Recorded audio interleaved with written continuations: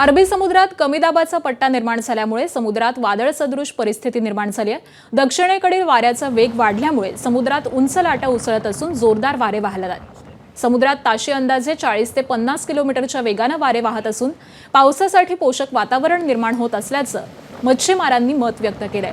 हवामान विभागाने सिंधुदुर्ग जिल्ह्यामध्ये पुढील काही दिवस हलक्या ते मध्यम स्वरूपाचा पाऊस पडण्याची शक्यता देखील वर्तवलेली आहे। याचाच आढावा घेतलाय आमचे प्रतिनिधी सदाशिव लाड यांनी।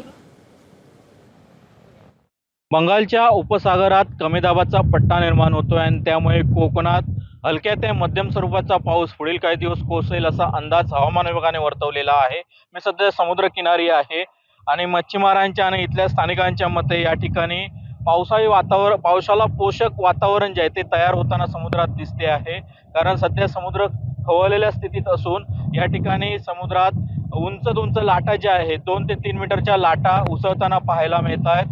सिंधुदुर्ग किल्ला जो आहे त्या किल्ल्याच्या तटबंदीवर देखील उंच लाटा उसळताना दिसतात। काही लाटा ज्या आहेत त्या किल्ल्याच्या आतमध्ये लाटांचं पाणी देखील जाताना दिसतंय। त्यामुळे सध्या अरबी समुद्र जो आहे तो खवळलेल्या स्थितीत आहे आणि प्रशासनाने मच्छीमारांना खोल समुद्रात मासेमारीसाठी जाऊ नये असं आवाहन देखील केलेलं दिसतं आहे। त्यासाठीचा 3 नंबरचा बावटा देखील लावण्यात आलेला आहे। समुद्र खवळलेल्या स्थितीत आहे आणि समुद्र किनाऱ्यावर सध्या 2 ते 3 मीटरच्या लाटा ज्या आहेत त्या धडकताना पाहायला मिळत आहेत। कॅमेरा पर्सन परेशसह सदाशिव लाड, एबीपी माझा, मालवण, सिंधुदुर्ग।